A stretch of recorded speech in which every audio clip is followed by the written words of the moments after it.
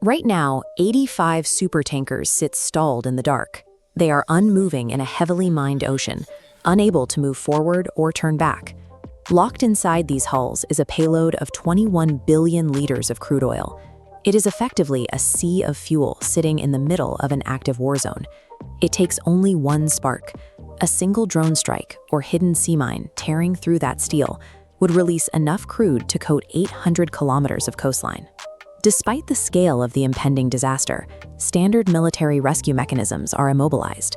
The world's most advanced and powerful naval fleets are currently watching from the periphery, completely unable to intervene. Following US and Israeli strikes, Iran locked down the Strait of Hormuz.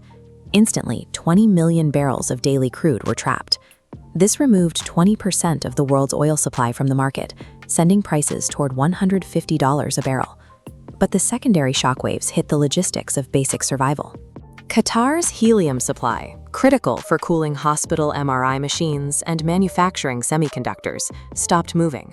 Simultaneously, 70% of the food imports for the entire Gulf region were stranded at sea. For decades, the global economy relied on a specific geographic assumption.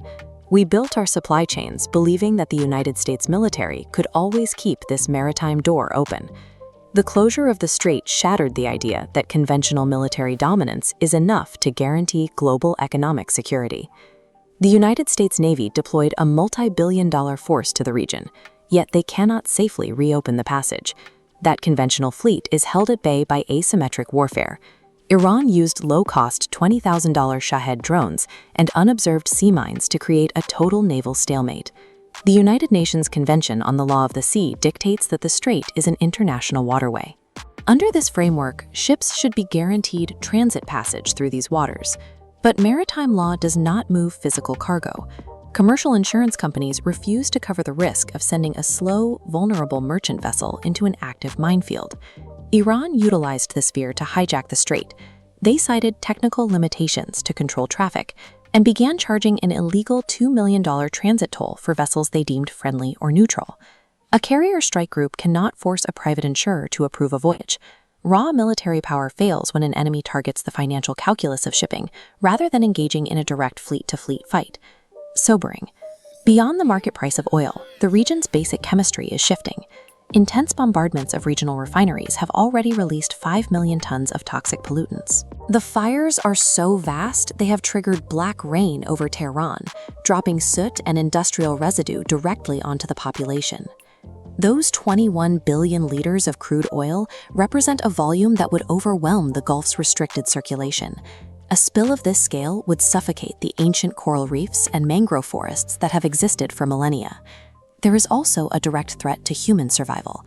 An oil slick would choke the intake valves of coastal desalination plants, the infrastructure that provides 99% of the drinking water for Kuwait and Qatar.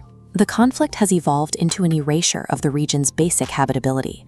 The communities living along the Strait, the Kumzari and the residents of Hormuz and Kesh, have survived in this blistering environment for thousands of years. They adapted to the lack of surface water by carving qanat systems, subterranean aqueducts that filter scarce rainwater through rock layers to keep their communities alive. Their survival is tied directly to the geology. They press the island's red ochre soil into their daily meals, grinding it into a spice that colors their food and defines their identity. They possess an ancient maritime mastery, building massive, wooden-lensed ships entirely from memory, without a single blueprint, using engineering passed down through centuries.